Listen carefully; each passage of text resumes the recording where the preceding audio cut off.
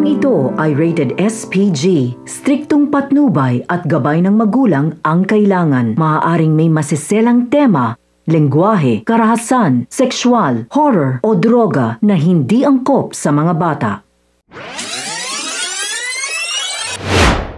Mga kapamilya, narito ang mga pinakamainit na tagpo sa FPJ's Batang Quiapo.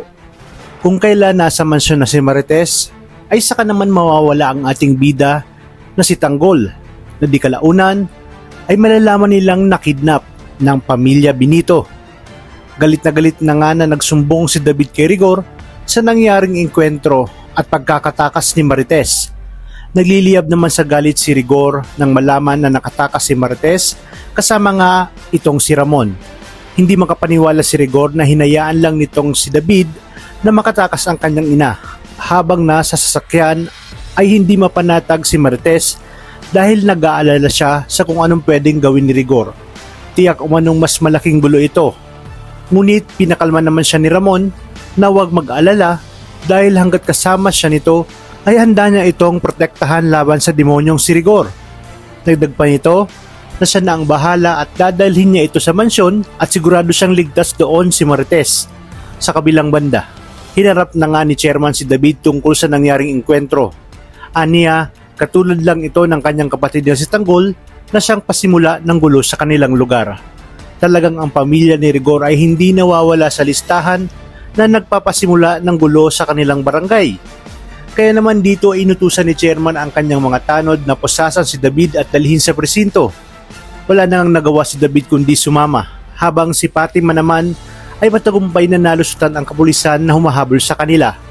Agad niyang tinawagan ang kanyang tatay Paeng upang humingi ng tulong sa kung ano ang gagawin kay Tanggol.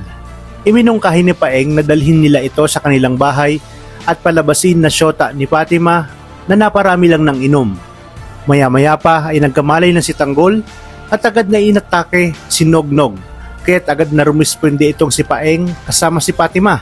Sinabi nila na bitawan itong si Nognog para wala nang maging gulo at hindi nila ito sasaktan. Sumagot naman si Tanggol na hindi siya naniniwala na hindi siya sasaktan, gayong ginapos nga siya at pinagbantaan ni Fatima. Kung kailan malapit nang mabuo ang pamilya ni Ramon, ay saka naman nila mababalita ang nawawala si Tanggol, na siyang magiging ugat ng galit ni Ramon sa mga taong dumukot kay Tanggol.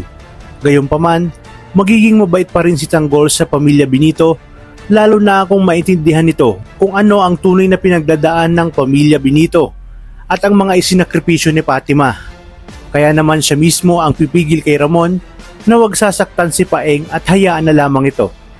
Dito na magkakaroon ng mas malalim na koneksyon ang pamilya Benito sa grupo ni Tanggol at makagamit nila ito laban sa mga gerero. Talagang kapanapanabik ang mga susunod na tagpo sa teleseryeng ito. Kaya naman tuloy-tuloy ang pagsubaybay. Maraming salamat sa inyong panonood at pagpalain tayong lahat, kapamilya.